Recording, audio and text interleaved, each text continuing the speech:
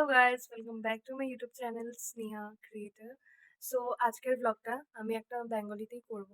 কেন কি আমি ভাবলাম যে এটা আমার লাস্ট ব্লগ হবে ফ্রম কলকাতা। আর আমি লাস্ট ব্লগে বলেছিলাম, যারা যারা আমার ব্লগটা দেখেছো সেদিনের, আমি ফ্রেন্ডসদের সাথে ঘুরতে গেছিলাম, সেদিনই বলেছিলাম যে অনেক ভিডিওস আসবে এখন আর পর থেকে। কিন্তু আমি এটা কলকাতা থেকে লাস্ট ব্লগ এই জন্য বলছি কেন কি আমি কলকাতা পার্মানেন্টলি ছেড়ে চলে যাচ্ছি। কেন, কিসের জন্য যাচ্ছি, বা আমি যেসব নিয়ে পড়াশোনা করেছি ওটার জব মানে হয়ে গেছে কি না না ওইটা লাইক আস্তে আস্তে তোমরা সবকিছুই ব্লগের জারিয়েতে দেখেই নিবে। তার জন্য আমাকে সাবস্ক্রাইব করে রাখতে হবে। আর আমার ব্লগগুলোকে যদি ভালো লেগে থাকে তাহলে প্লিজ লাইক কমেন্ট শেয়ার করে আমাকে জানাবে, তাহলে আমি বুঝতে পারবো যে না হ্যাঁ আমিও ভালো করছি, তোমাদেরও পছন্দ হচ্ছে। এটাই এটা করলেই হয়তো বুঝতে পারবো, তাই না?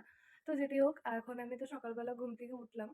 তো উঠেই আমি ফ্রেশন আপ হয়েই আমি প্ল্যান করলাম যে না একটা ব্লগ শুরুই করি।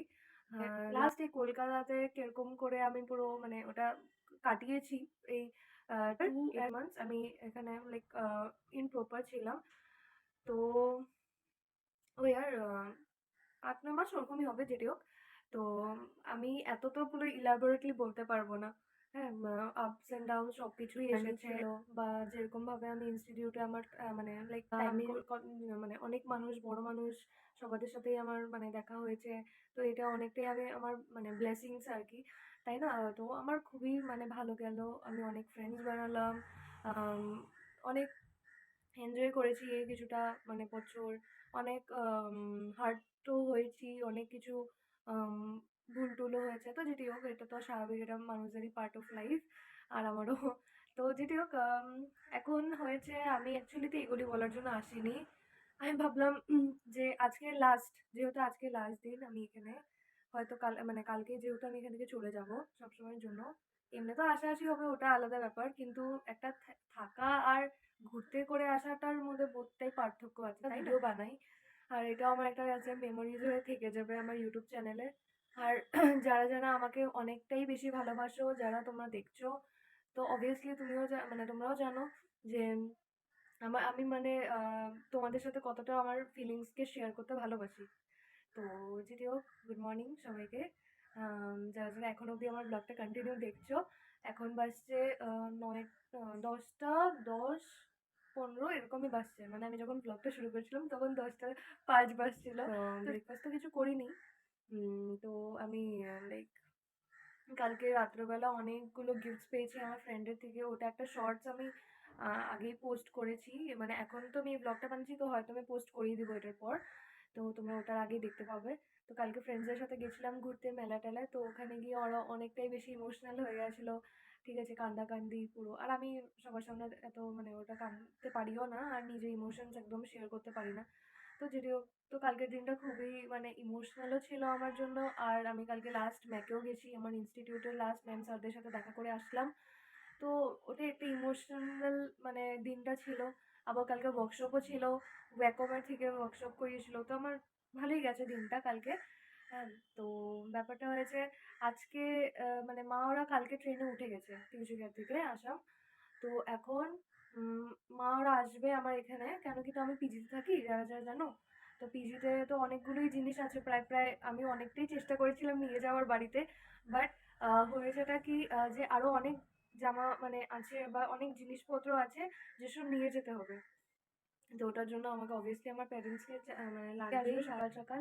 তো আমি ভাবলাম যে আজকে দিনটা কিরকম করে কি যায় আমার। তো আমি ওটা তোমাদের সাথে শেয়ার করবো। আই নো ইন্ট্রোটা অনেকটাই বেশি বড় হয়ে গেছে, কিন্তু কোনো উপায় নেই। কেন কি এই কথাগুলোর মধ্যেও হয়তো আমার কিছু কিছু ফিলিংস জড়িয়ে থাকবে, যেটা আমি পরে যখন দেখবো তখন বুঝতে পারবো, তাই না? যে এখন এখন হয়তো দেখছি ঠিক আছে, এত কথা বলেছি, এটা করছি ওটা করছি, কিন্তু পরে যখন দেখতে পারবো তখন ভাববে যে আচ্ছা আমি এরকম ধরনের কথা বলতাম, এত এত মানে ল্যান্দি করে। এই কথাটা আমাকে সবাই বলে যে আমি অনেক ছোট কথাটাকে অনেক বড় করে কথা বলি, কিন্তু জানি না আমি আমার নিজের ফিলিংসটাকে পুরো ভালো করে এক্সপ্রেস করতে ভালোবাসি।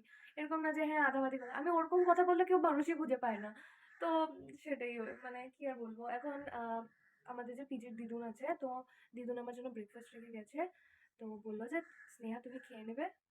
তো আমি বলছি ঠিক আছে। তো এখন তো ফ্রেশন আপও হতে হবে। আর আমার ফার্স্টলি মা টাস্ক দিল ট্রেনের থেকে বসে বসে যে, মোনা তুই কিন্তু সব ঘরের মানে যেগুলি এসেনশিয়াল জিনিসপত্র ওগুলিকে একটা জায়গাতে রাখ, আর যেগুলি মানে তোর দরকার নেই ওগুলিকে ফেলিয়ে দেয়, আমি ওগুলি নিয়ে আসবো না, বেকার বেকার কেন আনবো।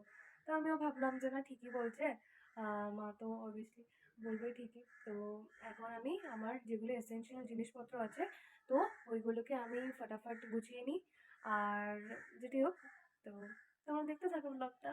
হয়তো আজকের ব্লগটা একটু বড় হয়ে যেতে পারে, আমি জানি না। আজকে আমি বাস ইচ্ছে হলো ব্লগ শুরু করবো, করে দিয়েছি। তো তোমরা দেখতে থাকো, যদি বোর হও তাহলে কি আর করা যেতে পারে, দেখিয়ে নাও না কি।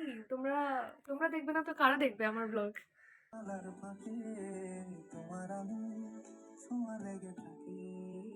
সো গাইস, এখন আমি বের হয়েছি একটু জিনিস কেনার জন্য। তো এখন জাস্ট স্নান করে বের হয়েছি, তো বাইরে এত রোদ তো আরাম লাগছে। তো যদি হোক এখন যাই, গিয়ে কিছু জিনিস যেসব কেনার আছে ওইসব কিনে নিই আর দেখাবো তোমাদেরকেও। তো ঠিক আছে। হ্যাঁ, না 4-5 দিনের দেখে দাও, মানে পরের খাবো। তো গাইস দেখো, সবচেয়ে বেস্ট আমার মানে এটা লাগলো, মানে গিফট আর কি, আমার ম্যাম পাঠিয়েছে, আবার ম্যাম মেসেজও লিখে পাঠিয়েছে। Wishing a very happy married life, may your new journey be filled with love, joy and endless togetherness. Congratulations and best wishes always with love, Baishali ma'am. Thank you ma'am, যদি তুমি আমার ব্লগটা দেখে থাকো। তো এটা হচ্ছে ম্যাম দিয়েছে আমাকে পার্সটা। যেটিও হোক, সবাই ছোটো-মোটো করে সবাই সবকিছু একটু গিফট দিয়ে মেমোরেবল আমাকে মানে মেমোরিজ করে রাখার চেষ্টা করছে। মানে গিফট দিচ্ছে আর মেমোরিজও আমার সবসময় ওটা থেকেও যাবে। আর কালকেও যেহেতু গিফট অনেক কিছুই পেলাম, তো দীপ যে আমার ফ্রেন্ড আছে ওর গিফটটাও আমার সবচেয়ে বেস্ট, মানে ওটা তো লাইফ টাইম মেমোরিজ হয়ে থেকেই যাবে আর কি। তো যেটি হোক, খারাপও লাগছে, মানে মিক্সড ফিলিং। কি আর কি বলবো, খারাপ তো অবভিয়াসলি লাগবেই না, এত বছর থেকে এখানে ছিলাম। আর ভালো লাগছে, মানে কি আমি এখন এখান থেকে চলে গেলে আমার সব পুরো ফুল ফ্যামিলিকে পাবো। এখন নতুন ফ্যামিলিকেও আমি পেতে চলেছি। তো সেটাই মানে খুবই হ্যাপি ফিল হচ্ছি আর ব্লেসডও। আর তোমরাও মানে যারা যারা আমার ব্লগ দেখছো, তো প্লিজ আমাকেও ব্লেসিংস দিও অনেক বেশি করে, যাতে আমি সবাইকে ভালো করে রাখতে পারি আর নিজেও আমি যাতে বহুত ভালো করে থাকতে পারি। তো সেটাই। আর এগুলির ব্যাপারে আমি অত কিছু বলতে চাই না, বহুত আমার বহুত বেশি অকওয়ার্ড আর একটু লজ্জা লাগে। তো এখন অনেক ব্লগস আসবে, তোমরাও দেখবে, তোমরাও আমাকে একটু সাপোর্ট করো, যাতে আমিও অনেক নতুন নতুন ব্লগস বানাতে মোটিভেশন মানে পাই আর কি। গাইস, আমার রুমের অবস্থা দেখো, সব আমি আলমারির থেকে বের করছি, বের করে এখানে রাখছি, কতগুলো যেগুলো লাগবে না ওগুলোকে ফেলিয়ে দিচ্ছি। আর এইদিকে তো সব ভর্তি আছে, উফ, সব করতে হবে এগুলি, আবার তারপর সাফা করব।